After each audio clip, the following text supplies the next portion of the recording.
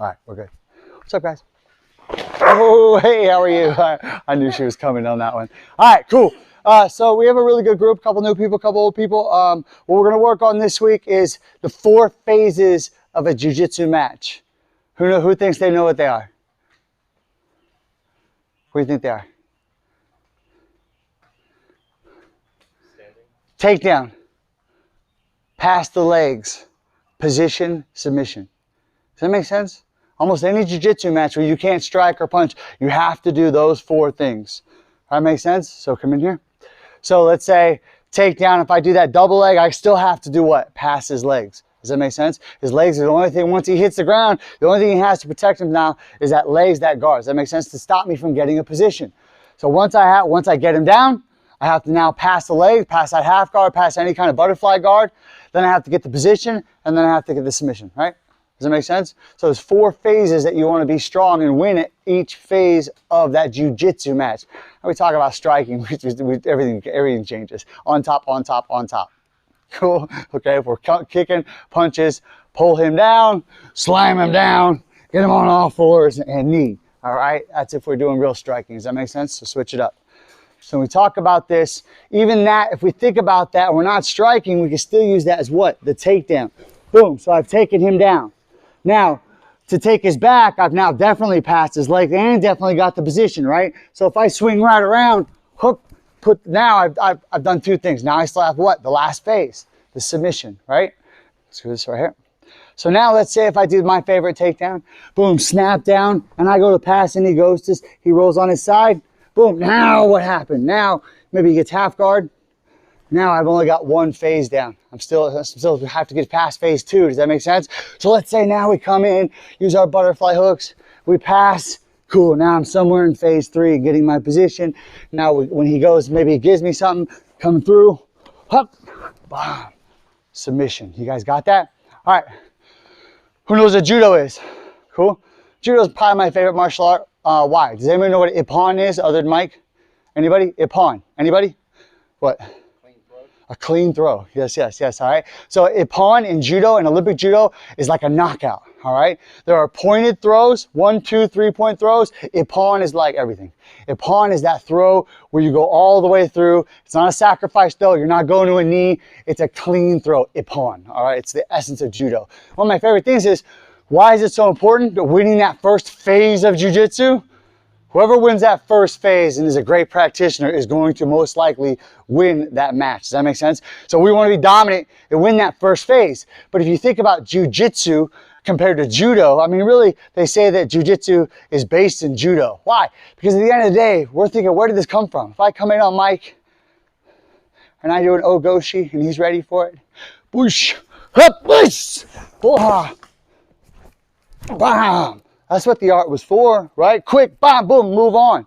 Assassins, that makes sense, samurai. So when you think the first person to get that takedown, you're thinking if you have armor, leather, first person to hit the ground is probably not getting back up. That's why that Ippon is everything, all right? Now, we talk about jiu-jitsu, getting phase 1, phase 2, phase 3. What's beautiful about the art of judo? I can do almost all the phases at once. Does that make sense? So if I come in here, I'm coming in, got the takedown, position, submission, hop, and I'm good. Does that make sense? So I get to do all that from the Ippon right to the submission all at once. That's why mastering that takedown and putting it in the position you want is more important than getting on the ground, pulling your back, and have somebody foot stomp you later. The Ippon. That's it. So that's phase 1, is getting that Ippon or that takedown. If we do a double leg, we fall to the ground with them, then we have to fight what? We have to fight their legs. We got to get past their legs. Then we have to get position. Does that make sense? So what we're going to work on today is those 4 phases. We're going to do our double underhooks to a double leg, our scooping double leg. Why? Because as we do our takedown, so we're pummeling in. As we do our takedown, we're going to get phase 2 out of the way too, which is what? Clear the legs. So I'm going to do my cradle. You ready to break forward with your right hand? All right, good. All right, now I can come right through, right to my side mount. Americana. Maybe he goes for that underhook. Woha, oh, Kimura. Maybe he doesn't like that. He tries to get up. Woha, boom.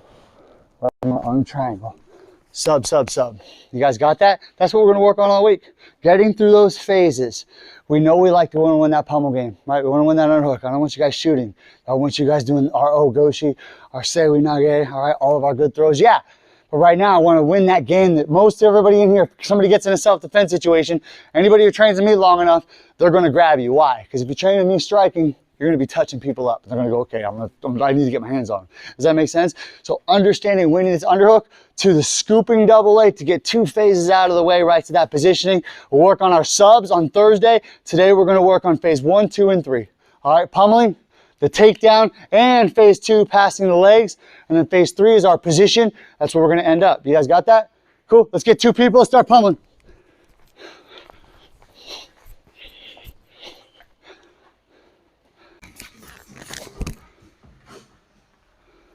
All right, cool, everybody, and real quick. All right, cool. I'll use you, perfect. Hey, all right, cool, so let's do this real quick. So now that we're getting here, we're thinking about those phases route. Now we're gonna go here. Somebody wins the underhook game. Now, if I win the underhook game, my shoulder's over here, I'm gonna shoulder shrug, and I'm gonna do what? Bop, woo-ha, take her back. From here, I get to drop right down, and again, get to your knees. There you go, I passed that phase of what? Having to worry about passing her legs. So it's another way to get right past that phase too. So that's why when you pass guard or drop down, stand up. You see a lot of fighters do this right here. Now you've got to fight their legs. That makes sense? You got to, you know, working out here, letting somebody drop guard, just walk around and get around. Does that make sense? It's a lot easier. I know it seems pretty basic.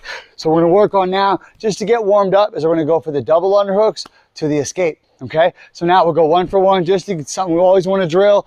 I got, boom, I go under, I take the back. She's gonna grab across, boom, she's gonna come back in, and we just keep getting that flow. You guys got it? Let's go. Warm up, go. All right, come here, right here. Good lightweight. Let's circle up real quick. All right, so now we're going here. So now we get that double underhook, and what happens if I go in? Ideally, I just want to drop. Now taking his back, he's gonna overhook, overhook on that arm, on that left overhook. Oh, yep. Boom, right there, boom. So he's gonna go there. So that's why I'm gonna try to get to his back, maybe get to his legs, but let's not get these under, and I'm here. I'm just gonna do this right here. That makes sense? I'm gonna go from the small of his back, right around his glutes, and scoop up the back of his knees. And as soon as I do that, then I'm gonna do this. Cool? So it's this. Yeah, all right, cool. So when you guys see that, underhooks, I come in, I drop down, and I scoop, boom, boom. And he break falls the right arm. I want to be holding the legs, just standing above him right there, holding the legs, because now I've done what? I've tied up his legs. If his legs are tied up together, there's a good chance he's not going to be able to use them against me. Who's probably one of the best at tying up the legs in the game for the last probably 5 years? Russian guy, undefeated. 95% of his takedowns were against the cage, Khabib. But what Khabib did that separated him from a lot of people was when he got on the ground,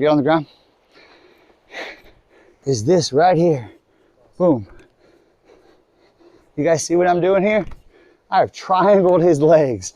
And when he tries to get away from me or does anything, it's that triangle, even if go lower, right here.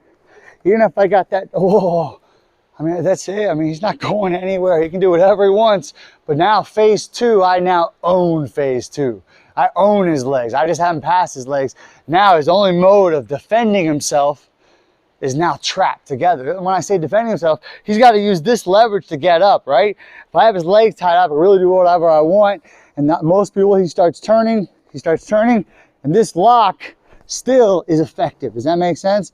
Keeping this triangle on the legs is still effective. Khabib did it over and over. And then Khabib had success because he got him stuck in the corner. So they couldn't hip out like he needs to hip out because there's a chain link fence right here. Does that make sense? So that's what we talk about with tying up the legs. So right now, double underhooks, scoop, scoop, cradle. Don't slam your partner down. Don't slam them. Don't suck their legs out right now. Lay them around, all right? All right, let's go. Let's do it. You want to see how protective the dog is? Watch.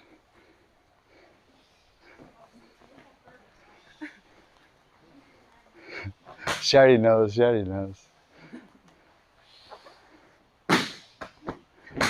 See, watch. Oh, she almost got me too. Too fast for you. What's up? Too fast for you. You got nothing. Tailbone. Ow. All right, cool. I don't know if you're hiding or he's just that big. Yeah, he's just that big.